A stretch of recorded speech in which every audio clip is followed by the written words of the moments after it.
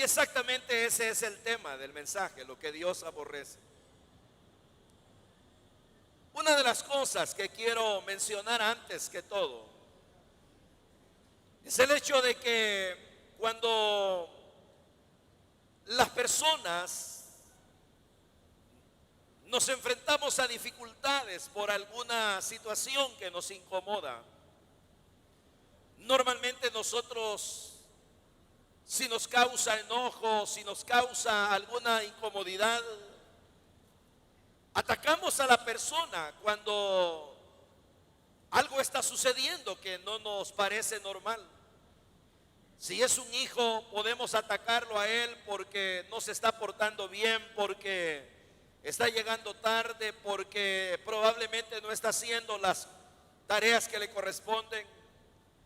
Si es un hermano, igual podemos disgustarnos con la persona y en algún momento determinado podemos achacarle a esa persona que está portándose mal y le atacamos de una manera directa. Y aunque probablemente le hagamos un reclamo por aquello que está haciendo mal, pero nosotros a primera instancia lo que hacemos es atacar a la persona olvidándonos del problema. Y eso obviamente causa muchas dificultades en las relaciones humanas, porque nos hace entrar en un conflicto bastante serio que pone tensa las relaciones.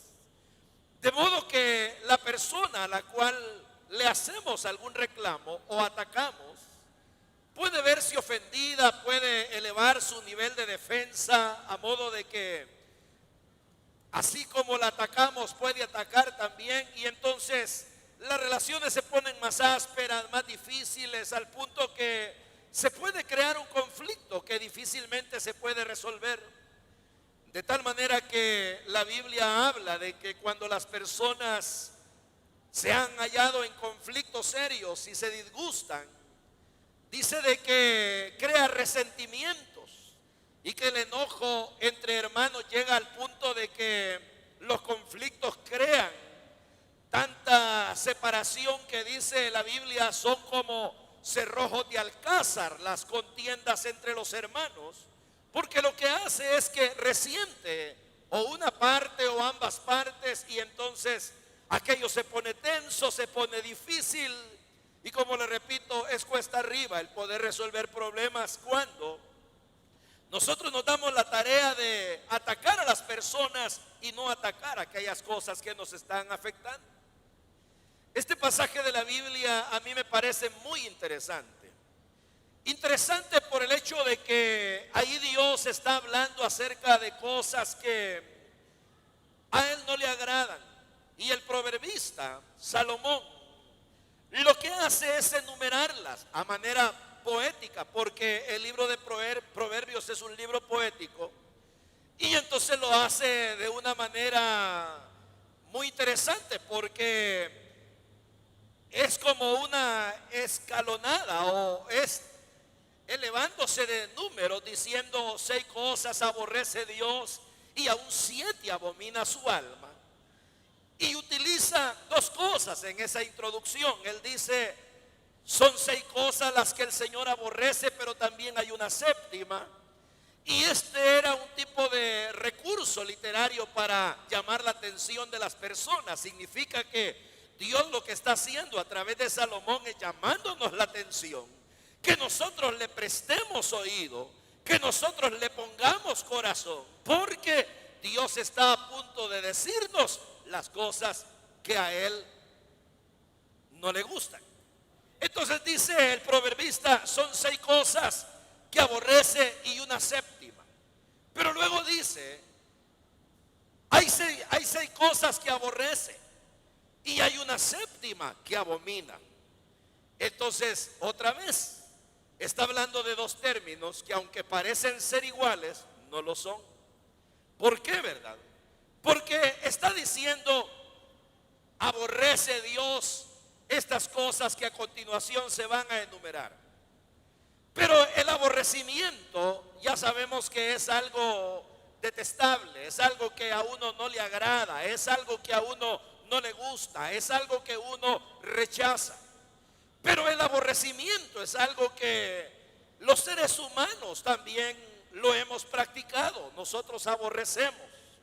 A veces aborrecemos conductas, a veces aborrecemos una comida, a veces aborrecemos algún lugar, a veces aborrecemos algún recuerdo, aborrecemos de tal manera que en la Biblia se habla, por ejemplo, de cuando los judíos fueron aborrecidos por los egipcios, porque los egipcios veían como cosa impropia, como un aborrecimiento, el que los judíos comieran con ellos. Entonces, la gente tiene la tendencia de aborrecer también, y eso de aborrecer implica que hay algo que nosotros rechazamos. Pero cuando se habla de abominación, ahí ya la cosa cambia, porque la abominación es algo no solamente que se rechaza, sino que la abominación es algo que realmente causa un enojo, una ira, y que puede descargar un golpe certero, severo, contra la persona que ha cometido tal abominación. Y es ahí donde quien expresa que hay cosas que a él le abominan es Dios. Y por ejemplo, a Dios, si hay cosas que le abominan, son abominación.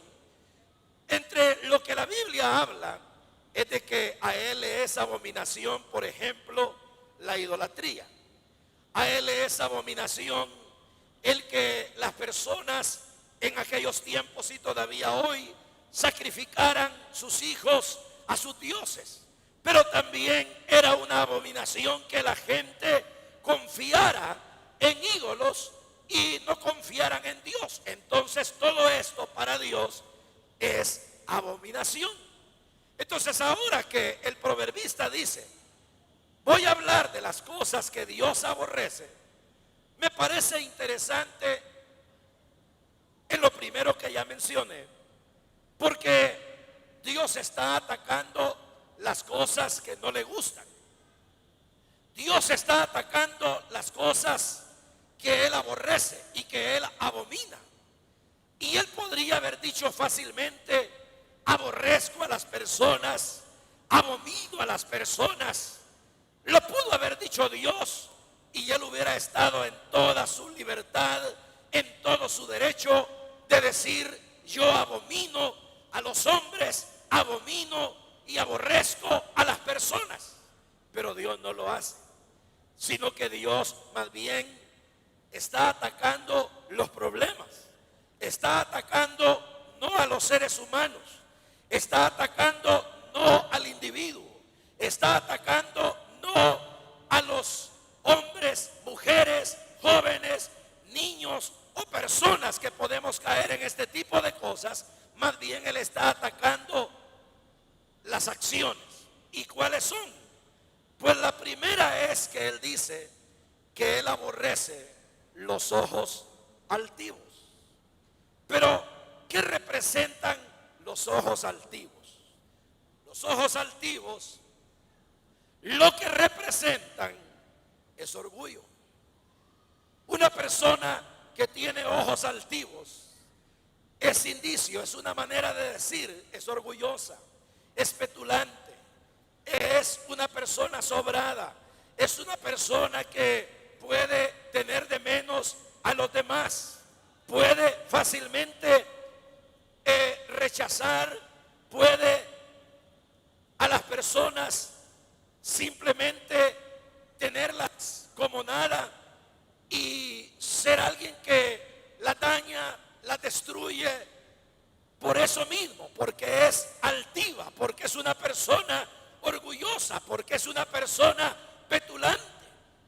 Y yo no sé usted, pero si usted conoce a alguien que es así, en el verdadero sentido de la palabra, orgulloso, orgullosa, una persona que se cree que todos le deben venia, reconocimiento, y si la persona no se lo da, se molesta, Si esa persona tiene por cuestiones de la vida una posición, quiere que todo mundo le reconozca su nivel, entonces dice la Biblia, los ojos altivos, la gente presuntuosa, la gente orgullosa y que por su orgullo es capaz de llevar un daño a otros, es capaz de causar incomodidad, es capaz de llevar destrucción.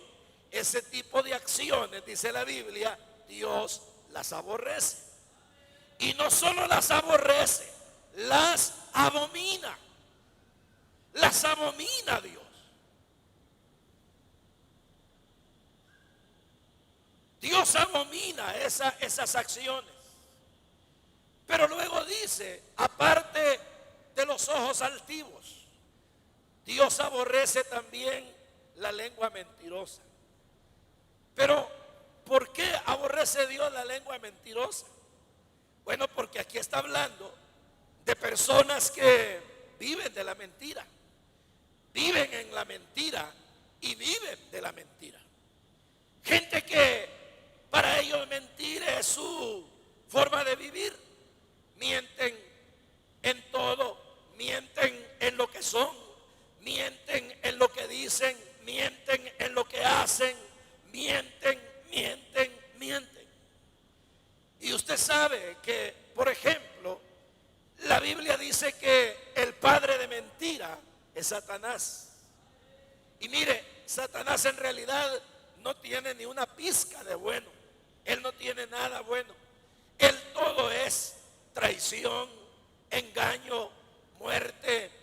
Y él se basa en la mentira. Por ejemplo, la Biblia dice, hay caminos que al hombre le parecen derechos, pero su fin es camino de muerte.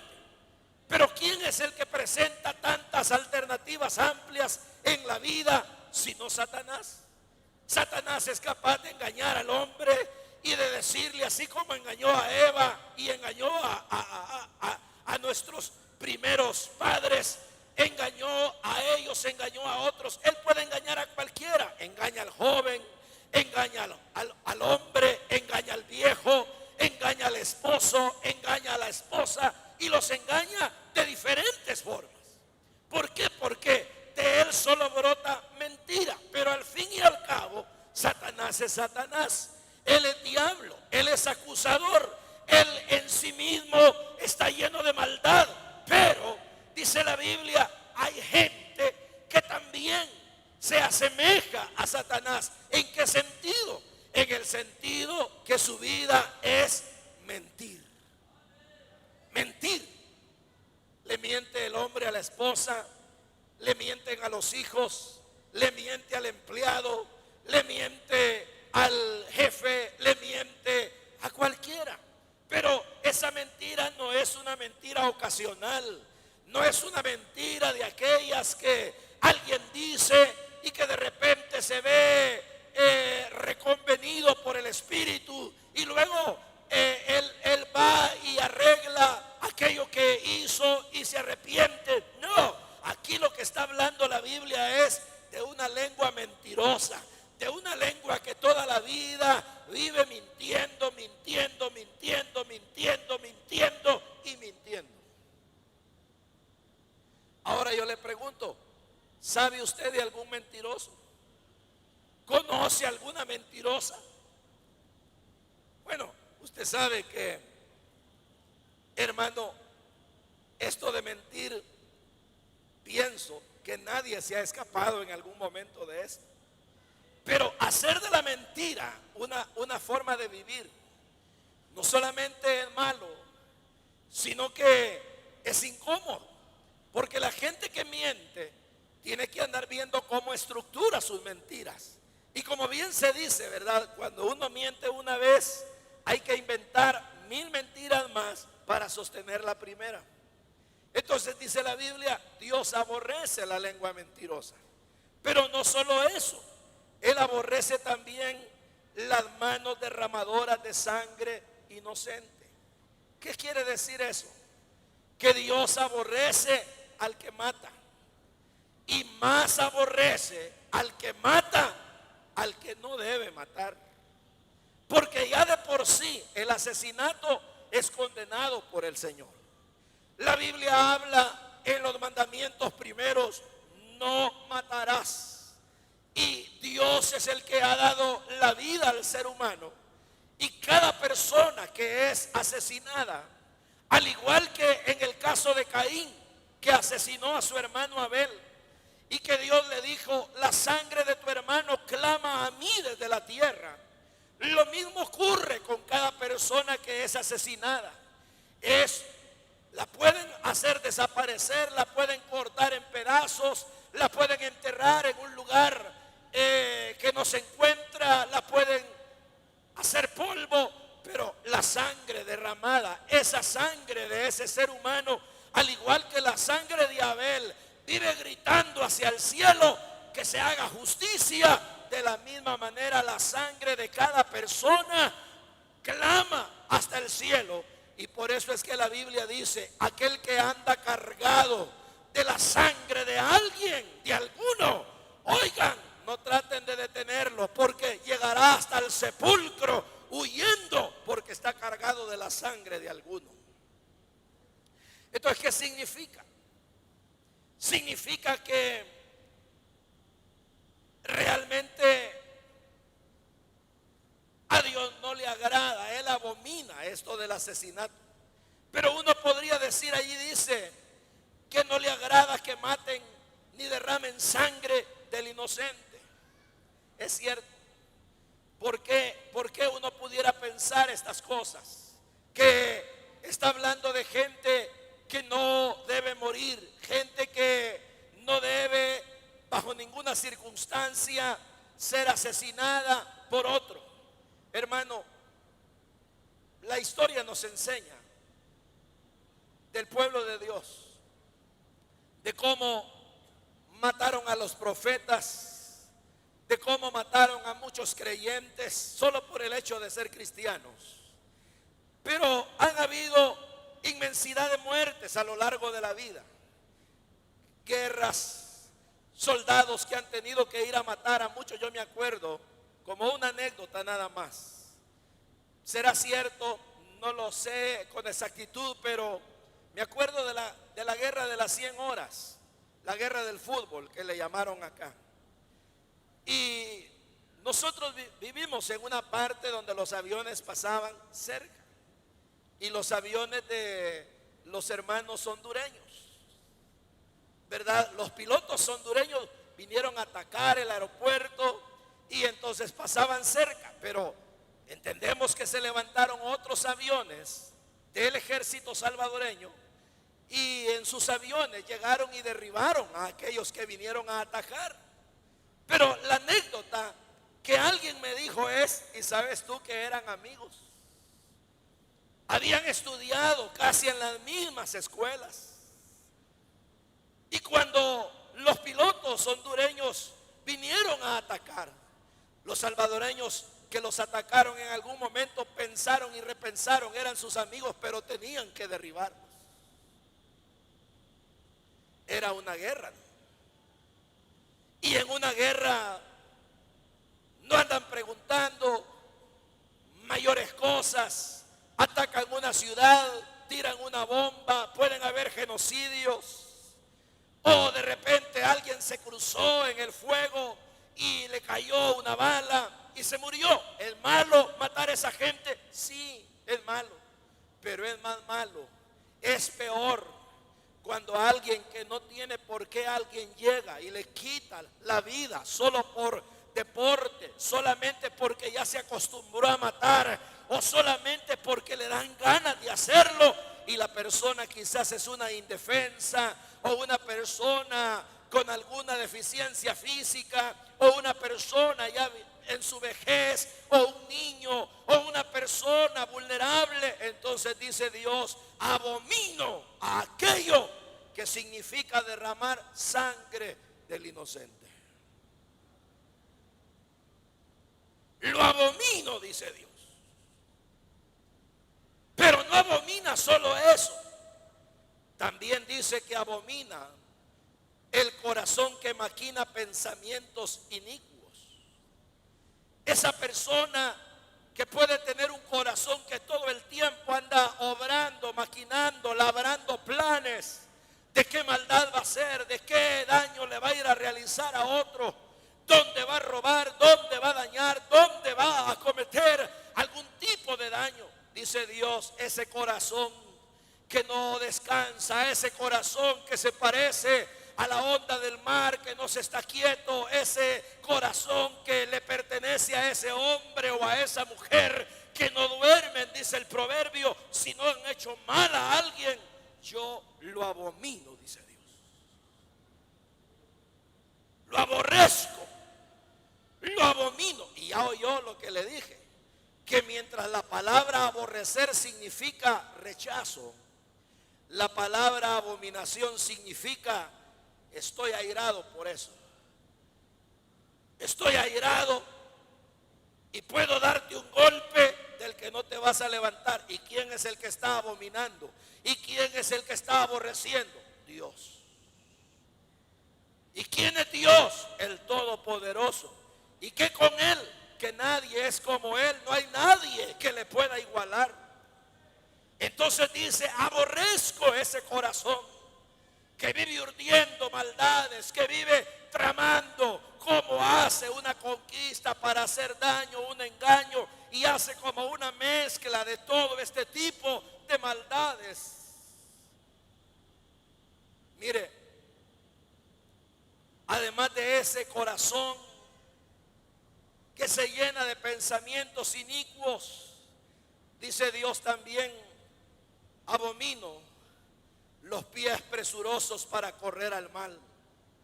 La gente que es ávida para ir rápida a hacer un daño. Mire, usted sabe, hermano, es que la naturaleza humana es tan contradictoria, compleja.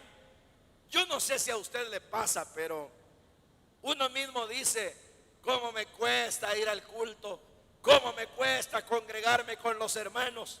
Y yo me acuerdo cuando me invitaban a las parrandas, a las fiestas, era el primero que llegaba. ¿Pero por qué? Porque la naturaleza humana es así, inclinada al mal, al mal, al mal, al mal. Confucio se equivocó mucho. Y dentro de las equivocaciones que Confucio dijo, analizando la conducta humana, hace muchos años, él dijo de que el hombre, su corazón era inclinado al mal. Y eso era cierto, él no estaba equivocado en eso. En lo que se equivocó Confucio es que dijo, pero esto, dijo, de que el corazón humano esté inclinado solo al mal, no obedece a su naturaleza de origen. Más bien, dijo Confucio, obedece al ambiente que lo rodea. Ahí se equivocó. Porque el ambiente en sí puede influir, pero no determina. Porque lo que determina cuán malo es una persona es qué tipo de hábitos haya tenido, cuál sea su costumbre en su vida, en su naturaleza, y cuánto le haya dado rienda suelta a sus pensamientos malos, a la maldad, al pecado, a lo que es iniquidad, a lo que es, hermano, aquello que es contrario a lo bueno. Entonces dice, los pies presurosos, de esos que ni bien les dicen, hey, hay algo malo que ir a hacer, y ahí van corriendo como si fueran caballos veloces, rápidos para llegar al mal, pero contrario a aquello bueno. Y usted sabe, como le digo, que aún los cristianos tenemos ese problema. Por eso es que una vez me dijo un viejo cristiano, me dijo, cuando querás tener bastante gente, invítalos a comer. Cuando no querás que haya, decirles que van a ayunar. Sí, porque uno es tendencioso nada más a lo que le da placer, pero no a aquello que le representa cierta incomodidad. Entonces dice aquí, los pies presurosos para ir al mal. Pero no solo eso, también Dios aborrece y abomina el testigo falso que habla mentiras, es decir, la persona calumniadora, la persona que anda haciendo supuestos, la persona que toma ideas de otro y las pone como verdades y luego les da forma y acusa a la persona y dice: saben que fulano tal cosa, saben que mengana tal cosa, esa persona es así, esa persona es asá, y se los vengo a decir a ustedes, y tal vez aquello no es cierto. Entonces dice Dios, esa gente, bueno, repito, Dios es tan sabio, y yo diría, voy a poner la palabra cuidadoso, ¿no? Porque está atacando los problemas, y eso a mí me agrada de Él, porque Él puede aplastarnos como a una sabandija, Él puede aplastarnos como a una mosca, Él puede sencillamente como a una pulga pegar entre las manos y hacernos pedazos, pero no. Él está hablando de las cosas que la gente se acostumbra a hacer y que no está bien que lo haga, porque Dios las abomina, Dios las aborrece. Entonces dice: hey, ¿saben también que aborrezco? Que anden calumniando, que anden hablando mentiras. Dice que sean testigos de personas o de cosas que sean mentiras.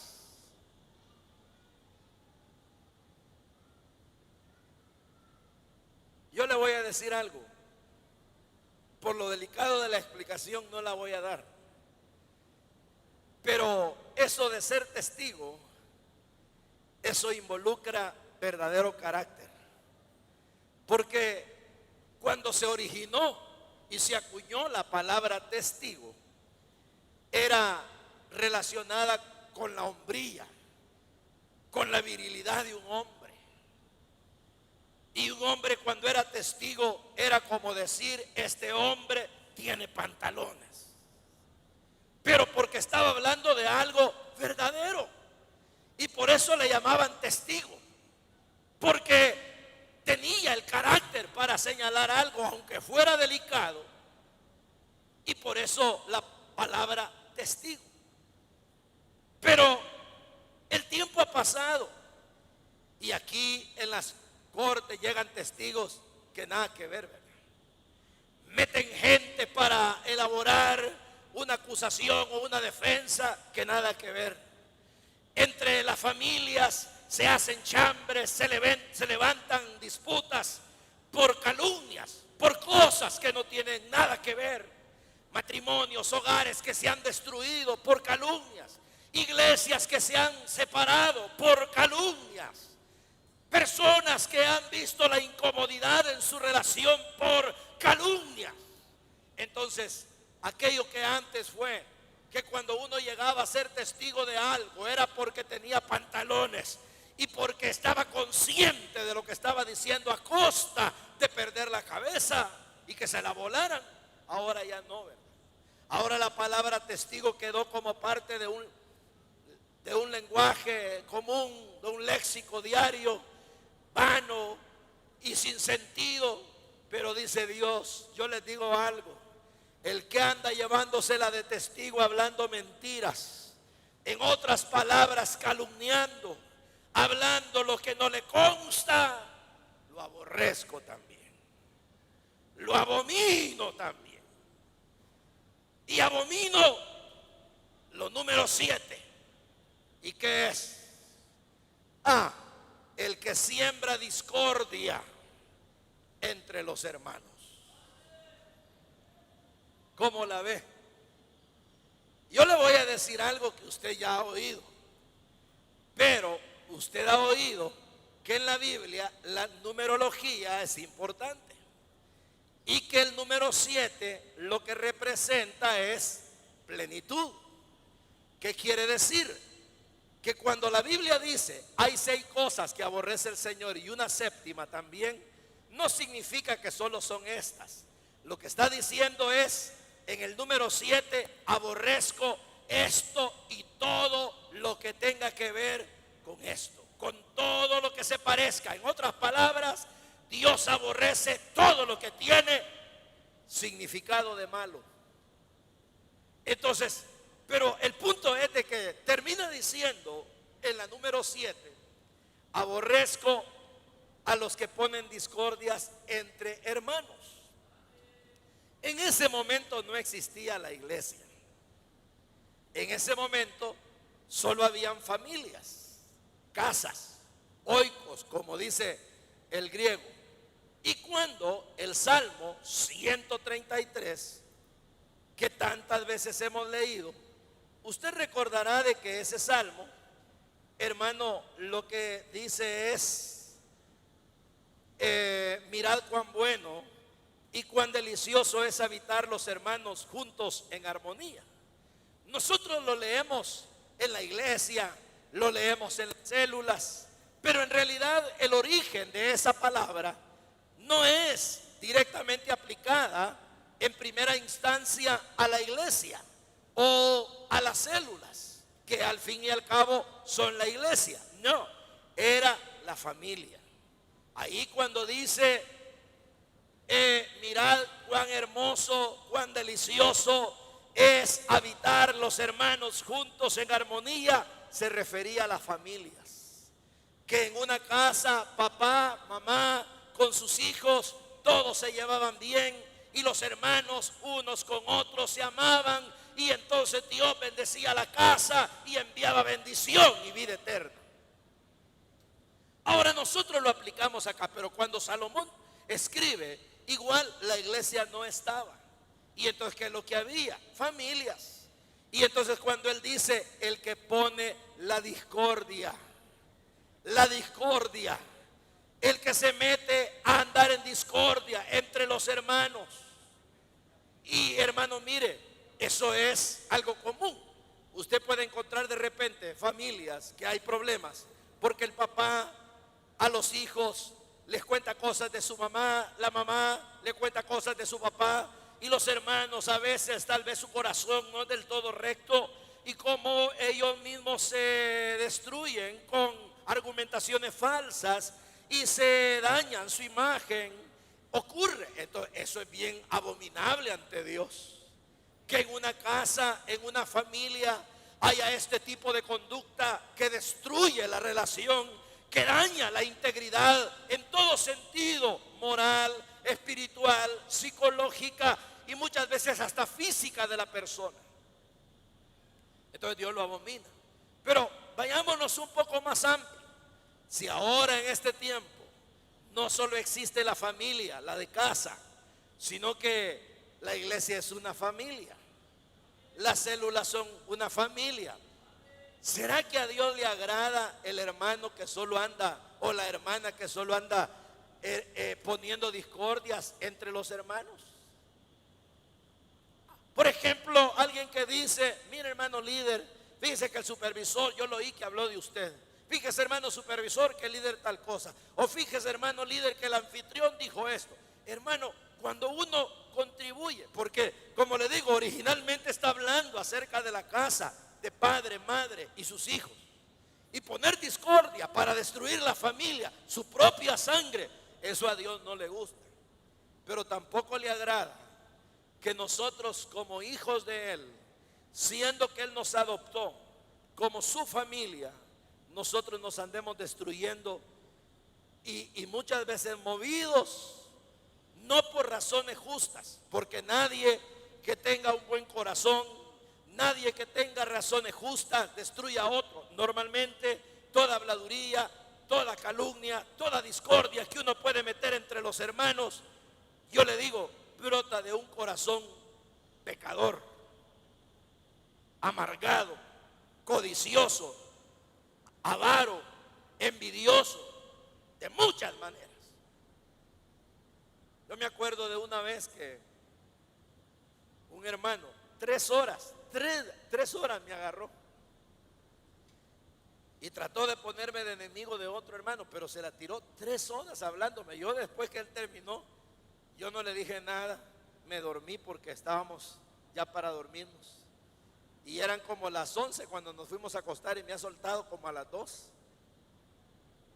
Entonces yo cuando me dormí y al siguiente día analizando la plática, yo me ponía a pensar, ¿de dónde le salió tanto para tenerme 3 horas? Y si yo me hubiera tragado todo aquello, mi corazón se hubiera amargado. Mi corazón se hubiera llenado de resentimiento contra la otra persona. Gracias a Dios, no le hice caso. No le hice caso y yo comprendo, pasado el tiempo, que eso fue bueno, que yo no le hubiera hecho caso. Pero dice la Biblia, ese tipo de cosas son las que yo abomino, dice Dios. ¿Cómo es posible? Entonces mire usted, para ir concluyendo en esto, aquí Dios está hablando de acciones que Él aborrece y que abomina. Pero usted sabe que los dueños de esas acciones no son los pájaros, no son los monos de Darwin, no son los elefantes, somos nosotros. En otras palabras, si Dios dice aborrezco eso y abomino, y si alguien tiene ese tipo de costumbre, ese tipo de actitudes, ese tipo de vida, sus acciones son semejantes a esto, yo le digo, Dios abomina, Dios aborrece esas acciones. Pero ¿y de usted qué? Es decir, si usted es el dueño de esas acciones, ¿qué de usted? ¿Qué de usted? Ético es Dios, bueno es Dios, maravillosamente, ¿qué digo? Amable, que no nos tira por la cara las cosas, sino que está atacando las cosas para que nosotros veamos en cuáles nos identificamos y entonces procedamos a pedirle perdón. Porque usted me dirá, hermano, si de eso que dice la Biblia que Dios aborrece, mire, está atestado el mundo, yo conozco gente así. O es probable que uno mismo diga, me está tirando a mí porque yo caí en eso. Pues bien, les tengo buenas noticias, como Dios es bueno, hermano. Y Él dice, primero, para los que nunca le han dado la vida, que todo esto puede cambiar, que todo esto el Señor lo puede transformar. ¿Por qué? Porque Él dice que el que está en Cristo, nueva criatura es, y que las cosas viejas pasaron y que todo es hecho nuevo. Esto quiere decir que si te entregas a Cristo, el Señor todas esas cosas que puedes haber hecho, que Él aborrece y abomina, te las quita. Ya no se va a acordar de ellas, no te las va a traer a colación, sino que te va a perdonar, te va a lavar con su sangre y te va a hacer un hijo de Él. Pero, ¿y si yo ya soy cristiano, hermano? Y resulta que por descuido he andado ahí haciendo cosas como orgulloso, mintiendo, tal vez no he matado a nadie, pero mire, he puesto discordia entre los hermanos, o por otro lado, me he inclinado alguna vez a hacer lo malo y lo he hecho con ligereza. Entonces yo le digo una cosa, también para usted hay un remedio, y es que dice la Biblia, hijitos, no pequéis. Pero si alguno hubiese pecado, abogado tenemos para con el Padre, Jesucristo el justo. ¿Y qué significa? Que hay que decirle, Señor, me equivoqué. En realidad no he estado a la altura de lo que es la dignidad de ser un hijo o una hija tuya. Perdóname, porque he llevado el nombre de cristiano solo por encima, pero ahora entiendo que esto es un asunto de profundidad. Perdóname. Y entonces dice la Biblia que cuando uno admite un error es sabio, y el principio de la sabiduría, o el principio, el temor a Jehová es el principio de la sabiduría. La sabiduría, el poder adquirirla, el poder admitir que uno se ha equivocado, lo vuelve sabio. Y esa sabiduría, hermano, le permite tener temor a Dios. Y el temor a Dios es principio de sabiduría. Y entonces, ¿qué dice la Biblia? Porque el temor del Señor da vida, y con él vivirá lleno de reposo el hombre. Y entonces usted me dirá, quiere decir, hermano, que cuando uno se entrega a Cristo, le da su corazón o se reconcilia con Él o le pide perdón, ya no le van a dar ganas de hacer esas cosas. ¿Cómo no? Siempre vienen las cosas, vienen los ataques. El que estaba acostumbrado a mentir va a querer mentir. De repente se le van a presentar oportunidades. El que era orgulloso va a tener conatos de orgullo. Aquel que era alguien que calumniaba o que ponía discordia va a tener también esas incitaciones. Pero ahí es donde tiene que acostumbrarse a decidir bien. Y aun cuando le cueste decir no, de ahora en adelante ya no voy a hacer nada que Dios aborrezca ni que abomine, porque si lo hago, el aborrecido voy a ser yo y el abominado voy a ser yo. Entonces mejor le pido perdón y voy a cambiar la vida de ahora en adelante, porque contrario a esto me quiero convertir en alguien agradable al Señor. Y ahí es donde hay que tomar la decisión, con lo cual termino, de ir viendo en su palabra cómo es el camino, siendo iluminados por ella, tomando buenas decisiones, dirigidos por el Espíritu Santo, sabiendo que no somos perfectos, pero que nos esforzamos por hacer cosas ahora que más que Dios aborrezca, ahora le son agradables. Amén. Bueno,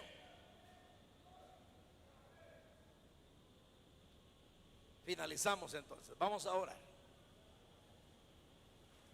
Vamos a orar, hermanos. A orar a nuestro Dios. A darle gracias, ¿verdad? Porque Él nos aclara lo que no le gusta. Él nos aclara lo que aborrece. Y Él nos aclara lo que abomina. Mira, no te halles tú cometiendo nada de eso, ni yo, para que Dios no nos aborrezca. Porque Él es tan maravilloso. Realmente le doy las gracias con todo mi corazón, Señor. Te doy las gracias. Porque en vez de darnos de una sola vez, estás atacando las cosas para que nosotros veamos dónde estamos mal y podamos ubicarnos. Esta noche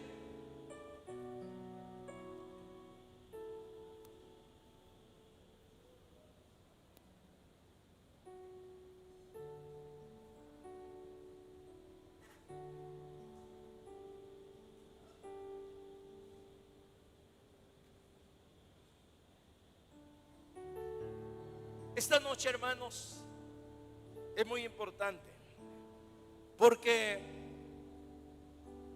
realmente desde hace días tenía este pasaje en mi corazón. De veras le digo, yo como hombre no sé ni por qué lo toqué ahora. Dios sin duda lo sabe. Y si hay alguien que cree que Dios le habló a su corazón y quiere darle la vida a Jesús por primera vez, o si hay alguien que quiere reconciliarse, yo le pido que levante la mano para poder orar por usted. Mientras el grupo canta esta alabanza, ¿hay alguien que quiere darle la vida a Jesús por primera vez? ¿O hay alguien que quiere reconciliarse, hermano? Levante la mano.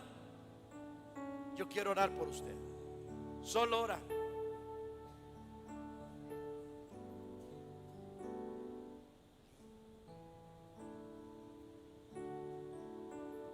¿Hay alguien que quiere venir a Jesús?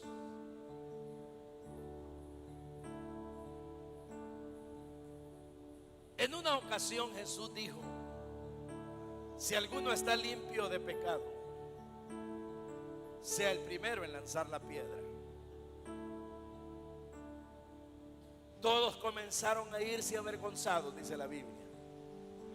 Tú no te vayas avergonzado, mejor ven. Es una decisión tuya. Pero hay alguien que quiere darle la vida a Jesús por primera vez o quiere reconciliarse. Levante la mano, vamos a orar.